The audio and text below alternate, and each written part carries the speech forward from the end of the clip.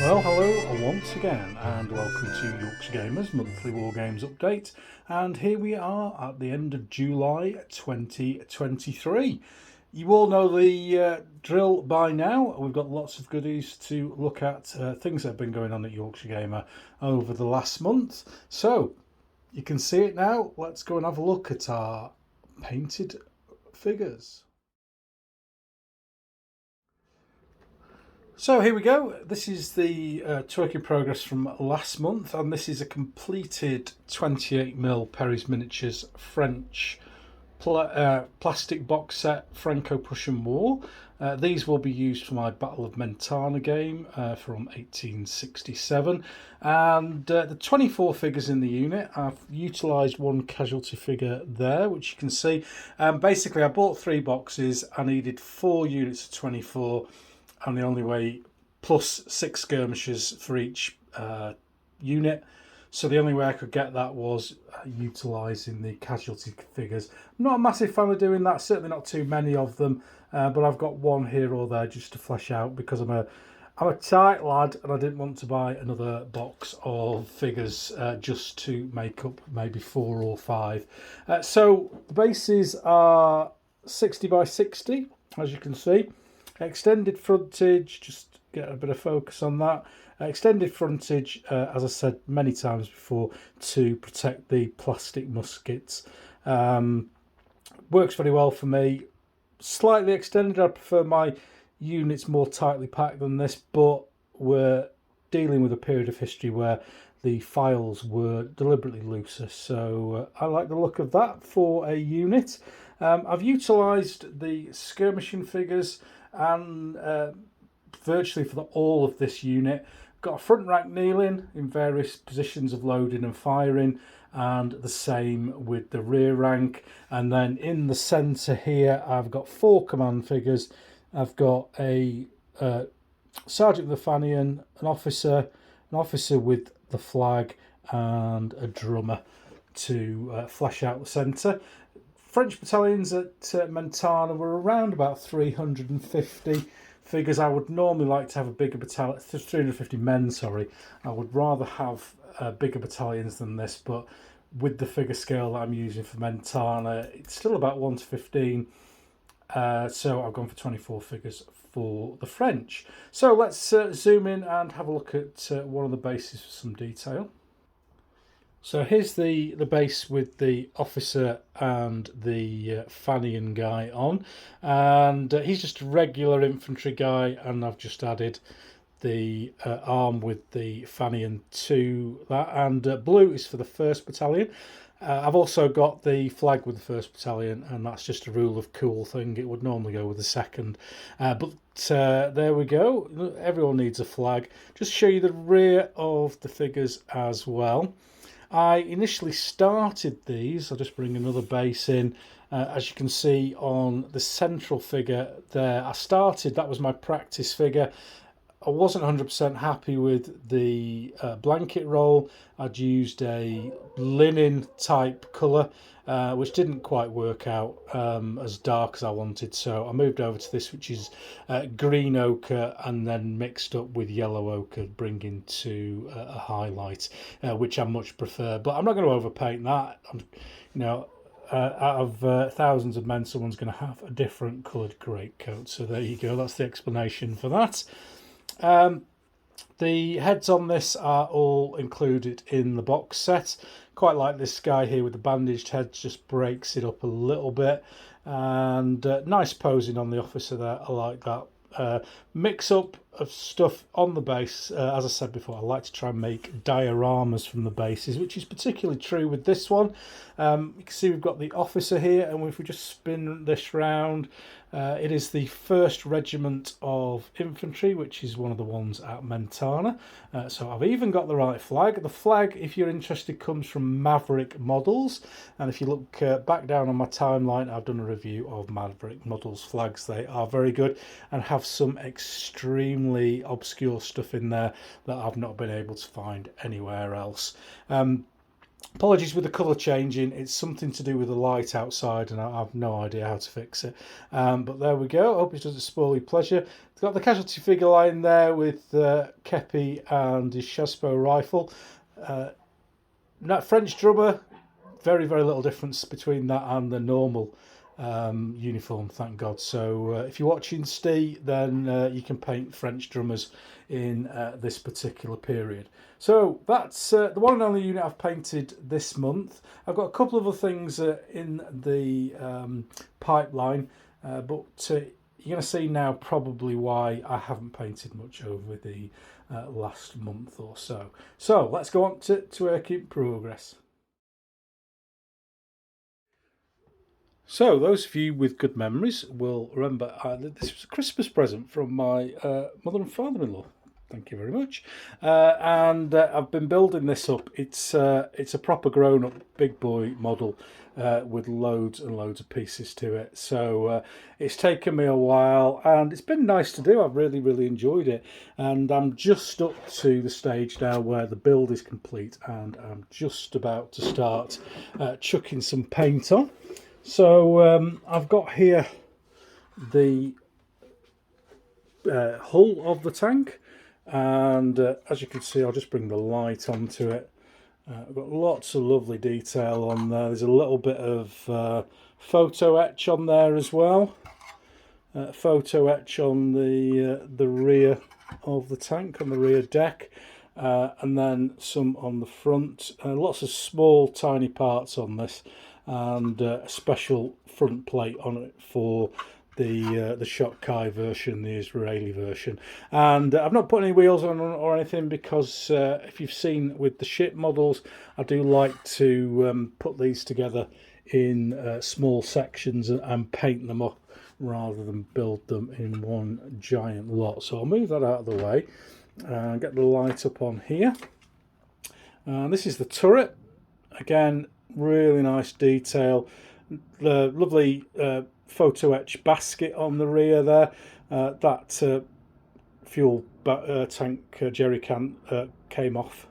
Lots of detail. Love these little things like the Uzis on the side of the tank waiting for the crew to use them if they need to, and the searchlight is stuck on the back there because I've chosen the one with the big gun. So that's the turret. Looking forward to starting to get this sprayed up, and then in the big box is all the rest of it. I've got the road wheels there, and then the tracks came in individual sections, which I've built up into. Got 4 sections ready to go and paint and put together and stick on the model when they're done. Just find everything. I find everything a lot easier to paint in sections and then put together.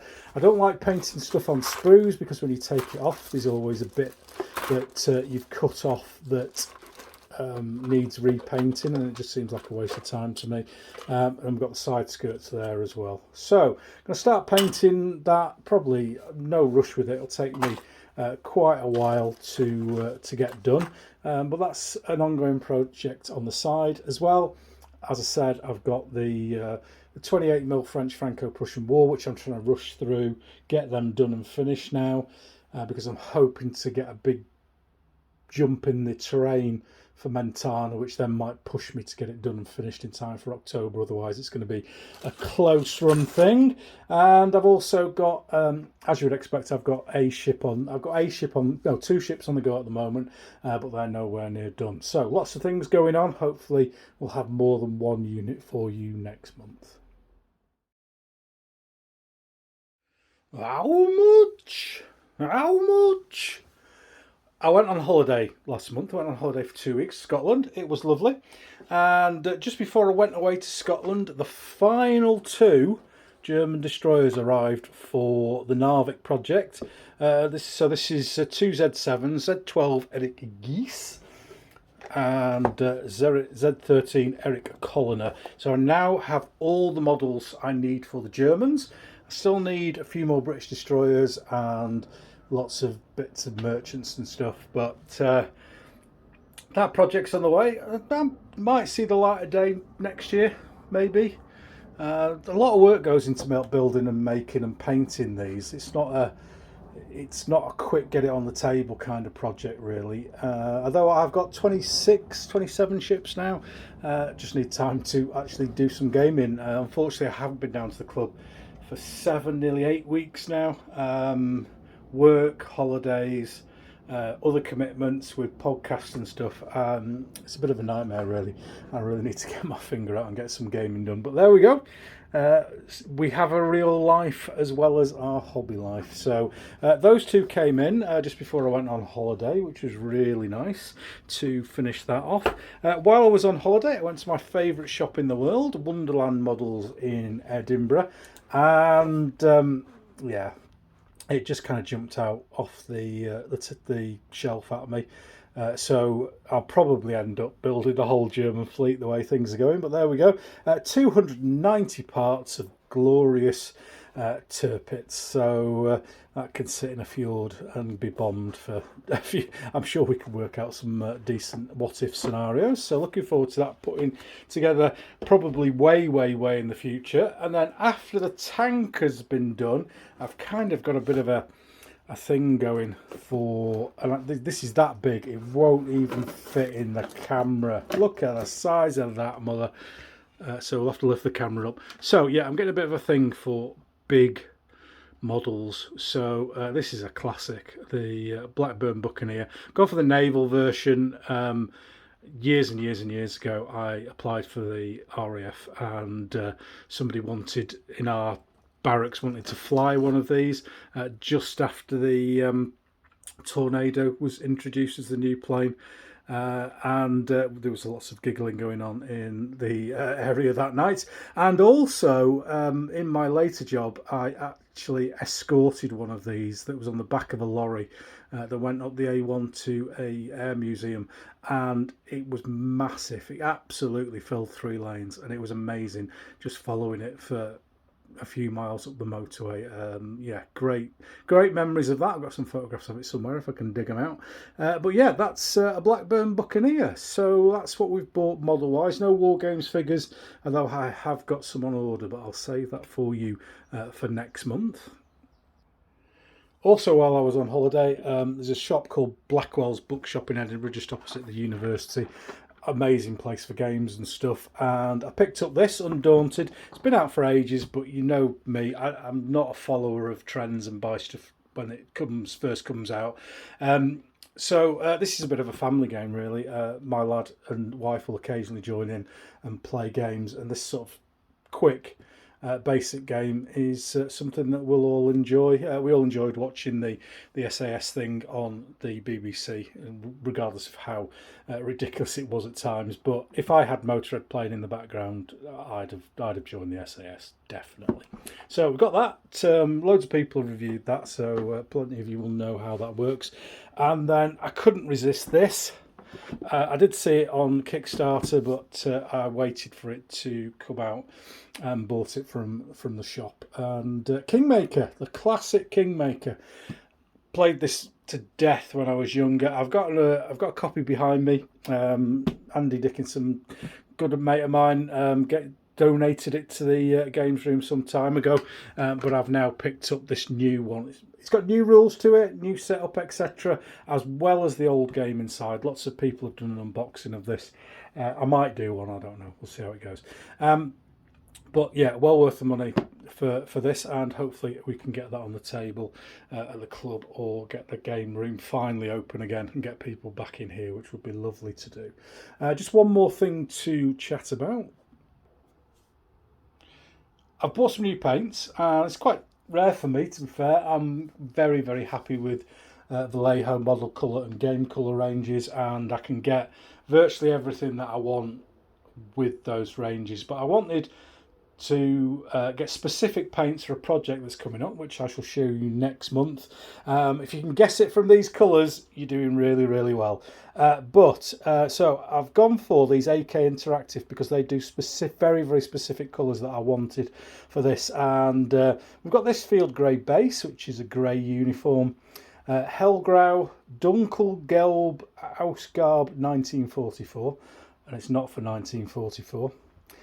World War One French, brown, it's not for World War One French, and then a canvas tone. You can never have too many canvas tones. So they are going to be going on a new project of mine I shall reveal next month, hopefully, if the figures arrive. And I've not opened these paints. I don't know what they're like for opacity or flow or whatever, but I'm going to do a review of these paints when I start using them. But yeah, that's everything that's coming to the games room this month. I haven't done any gaming again, which is a bit of a nightmare, but you know, as I've said before, the podcast takes up time, this takes up time. Just, you can't do everything, can you? But retirement is coming soon. So let's go and have a look at the scores on the doors. So here's the scores on the doors. The little look at Yorkshire Gamer followers that I've been doing since day one. So we're still doing it. And Facebook has gone over 2,000. Whee! Up 59. Twitter's has gone up 5. Now, God knows what's happening with Twitter. I think quite a few people are coming off it. It's changing to something called X. And you can see at the bottom there's something called Threads. I'll talk about that when I get down there. Instagram up 7 after my -1 last month.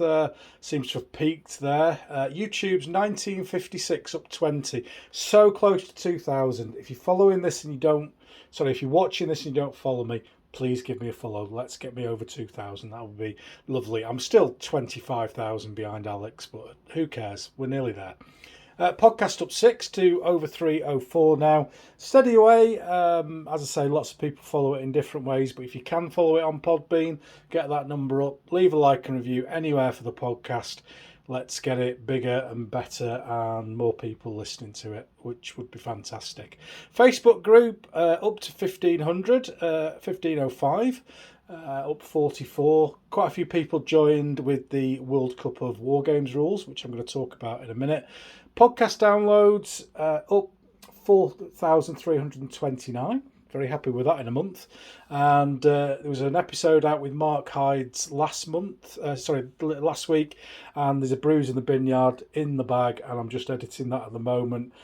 That should be out on Monday. And then we've got Threads, which is the new version of Twitter. Can I say that? It is. Facebook, Instagram linked, and it's very, very similar to Twitter. There's a few people on there, as you can see, 233 people following me at the moment. Nowhere near as much interaction as Twitter. Let's just see what happens, but I've got a presence on there in case Twitter falls. But that's the scores on the doors. So let's go to the channel shout out and the usual sorts of things we do at the end of the show. So this month's channel shout out is for Mark's Game Room, and this is run by Mark Vasuso, and he's an Emmy award winning documentary and filmmaker, part of the Little Wars TV crew as well, so you might recognise his face and certainly his voice. Very high quality Wargames content on this channel. It's already up to 3,500 followers, and well worth you joining if you don't know already. Historical based. On my own channel, episode 45 of the podcast with Mark Hydes is out on audio on Podbean. Mark is a painter, an author. He runs a professional painting service and has his own miniatures range. And our history kind of crossed paths for a very long time. He comes from the same area. He's a Sheffield lad and a big part of Triples as well. So a proper nostalgia trip, but a good laugh as well. I'm running a historical Wargames Rules World Cup at the moment on Yorkshire Gamer, and the votes are taking place on Facebook. Unfortunately, I can't run it over multiple sites. I just can't keep up with the number of votes. There was 2,700 votes in the first round, would you believe?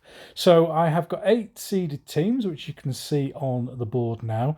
These are going straight through to the second round, and they're quite old school in many ways, but things like Black Powder, they're all kind of, and Chain of Command are relatively new, but they're all rules that have had a impact on the hobby during the 45 years that I've been involved, and they're not my favourites by any stretch of the imagination. So that's the seeded round, and then there was an open public vote after that for the remaining sets of 16 places to go in the first round. And here's the top 8 teams to come through that public vote. And they are going to take place in a round 1, straight knockout. The draw for which will happen has happened already and will be out on the Yorkshire Gamer's latest podcast, which should be out on Monday, the Brews in the Binyard episode. And you can see here the remaining 8 sets of rules to go into the first round. 98 sets of rules were nominated. As I say, 2,700 votes in total. So that's quite a big selection. Some big names didn't get in, some big names did. And some of the inverted commas smaller rules got through. With vocal backing from their support. But it'll be interesting to see how it goes on, so follow the Facebook page to see how we do. So I'll leave you this month with a look at one of the many boxes, really useful boxes that are slowly getting filled with 28mm Risorgimento stuff. This one's is going to be the French box. I've got French infantry growing in there. You can see the chassis has appeared in the 1 infantry unit we've looked at earlier on. 3 more to go, and we've got all the artillery in there, both Papal and French, and then there's some Papal dragoons and some odds and sods of command. So that's I'm going to try and desperately push on with that project. Maybe chucking some 10mm stuff in between just to keep the palette cleansed. But thanks again for tuning in. Like and follow us wherever you find Yorkshire Gamer, and we'll see you again in August. Until then, Sithee.